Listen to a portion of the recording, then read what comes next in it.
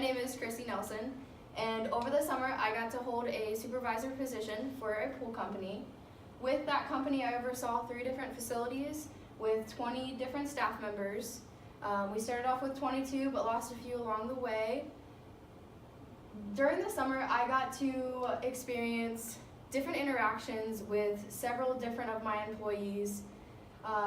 My employees range from the age of 15 to 32, so there's definitely a wide spectrum. The issues that a 15-year-old would deal with were nothing compared to what the 30-year-old would deal with, and mind you that I'm 19. So it was definitely different. I've never been put in that type of position before, and it was definitely a lot of responsibilities. And I wish that I took this course prior to holding my position, just for the mere fact of having that knowledge of how to be a better leader or how to be a great leader. Not saying that I'm not already a good leader, but I definitely think that I would have stepped up my game a lot more by having some of the knowledge that the course has taught me. But with that being said, I did learn that within space, I took it as you can't control everything that's going on around you, but you can control your reaction to that. And I definitely think that that's one of the biggest things that I learned from this course that I definitely could have used during the summer. Character. So the 3 components of a trustworthy character: integrity. I think that is the #1 thing that all employers should look for within someone is integrity.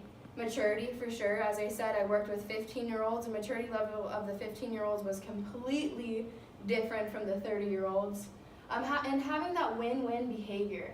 So what that means is not having that behavior of, oh, like where I get to win but you don't. It's more where it's a compromise of ideas. Optimism. So if I don't have hope as a supervisor, how can my employees be excited about something? How can my employees be sure that when things hit the fan that it's not going to oscillate, that it's going to fan out, kind of thing? And attitude, your attitude's very contagious. Like if I come into work extremely happy, typically my enthusiasm would rub off on someone, and that's something that you kind of want to have in the workforce. Values. So values are what make us human. It's what we pretty much revolve ourselves around. So it's what we believe in, and typically what people stand for. And I definitely think it's essential to have in the workforce. Accountability.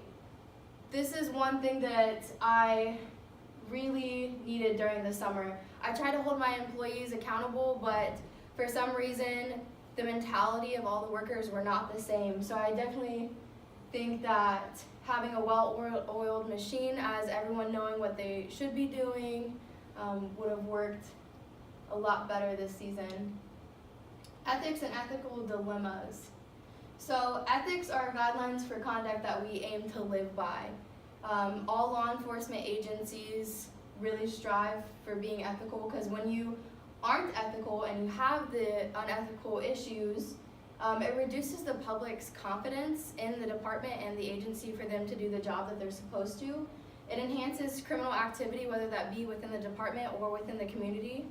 And it destroys effective leadership. So if you've already established a strong leadership chain within your department, having the unethical dilemmas destroys that. Reasons for communication. When you are an effective communicator, you get support from your staff. Not only do you get support from your staff, you get trust. Building that line helps better for decision making. And to be a winning leader, you always want to ask for feedback. When you take that feedback and actually listen and acknowledge on what they're saying and use it, you can become a better leader. Seeking to understand. So there's a difference between listening and understanding, and I think that this is a really essential thing that I learned from this course, is not only just listening, but empathizing. And there's a difference between sympathy and empathy. Empathy is when you put yourself in someone else's shoes to understand what they're saying, like what they're going through. And I definitely think this is one of the biggest things that I learned. Importance of empowerment versus when not to empower. So empowerment is one of the strongest drivers within the team.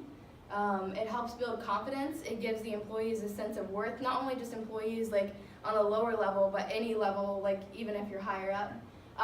When you're not supposed to empower is when they're trained to not trained to do their job, doubt their own commitment to the job. They do not agree or understand the values and needs of an employee, and when there's no trust between the employer and the employee. But I think that it can go both ways. So love what you do. When you love what you do, it doesn't feel like you're waking up to go to a dreadful job that you're going to be there all day. It's almost like you're waking up and not a day in your life goes by. And a fun fact is, you're typically more relaxed when you love what you do because you're not stressed out about getting up and going to work. The importance of team bonding. I tried to incorporate this a lot during the season because there's such a wide age group, and especially since we had 3 different facilities and several employees would kind of bounce around.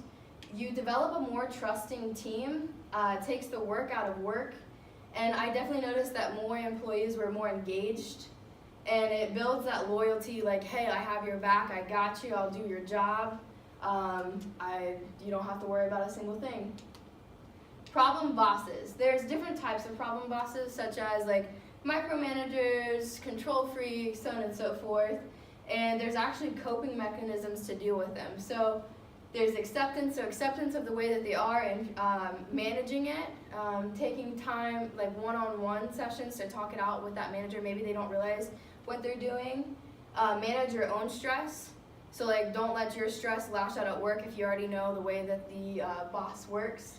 Or transfer to different departments, different places if you truly can't work with their behavior. And lastly, keeping politics out.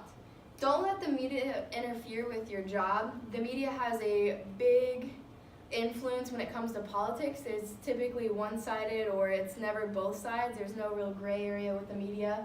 Public support is different than political supports, but politics can also be a good thing. It's just the way that you view it, talk about it. You really don't want to talk about politics at work. It can create some bad barriers and walls. But yeah, thank you.